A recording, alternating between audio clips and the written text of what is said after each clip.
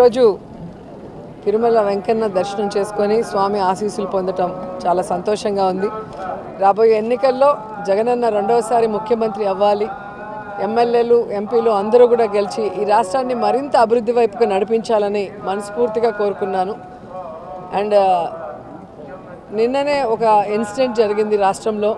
నిజంగా ప్రతి మహిళ కూడా బాధపడే విధంగా ఈరోజు గీతాంజలి తన జీవితాన్ని చాలించడం చాలా బాధేస్తుంది. కేవలం ఇన్నోసెంట్గా తనకొచ్చిన ఇంటి పట్టాని సంతోషంగా మీడియాకి చూపించి ఆనందంగా మాట్లాడటమే ఆవిడ చేసిన తప్పని నేను అడుగుతున్నా.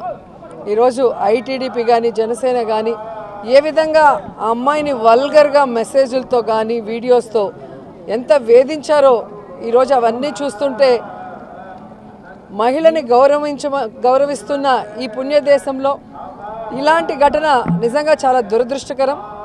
ఎవరైతే ఈ కార్యక్రమం చేసి ఆ అమ్మాయి చావుకు కారణమయ్యారో వారందరికీ పనిష్మెంట్ ఇవ్వాలని భగవంతుడిని మనస్ఫూర్తిగా కోరుకున్నా. అలాగే గీతాంజలి ఆత్మకి శాంతి కలగాలని మనస్ఫూర్తిగా కోరుకుంటూ, నిజంగా ఈరోజు ఇద్దరు ఆడబిడ్డలు తల్లి లేని బిడ్డలుగా మిగిలిపోవటం దురదృష్టకరం. ఇప్పటికైనా బుద్ధి తెచ్చుకొని ఈ ఐటీడీపీ కానీ జనసేన కానీ వారి హద్దుల్లో వారు ఉంటే బాగుంటుంది.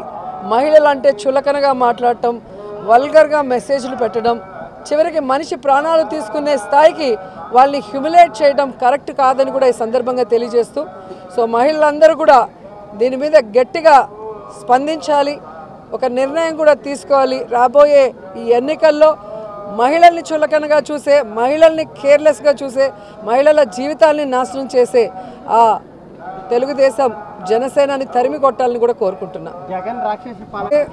ఎమ్మెల్యేగా కూడా గెలవలేదు, ఒక వార్డు మెంబర్ కూడా గెలవనోడు, వాడు చెప్పే మాటలకు కూడా ఆన్సర్ ఎవరిని ఇస్తారా?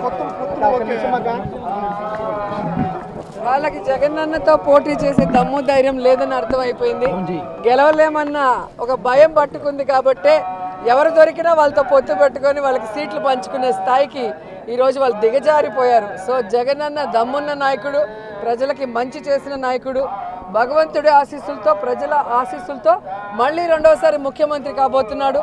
ఈ రాష్ట్రాన్ని మరింత అభివృద్ధి వైపుకి నడిపిస్తూ ప్రజలకి మరింత సంక్షేమాన్ని ఇస్తాడని కూడా నేను చెప్పగలను.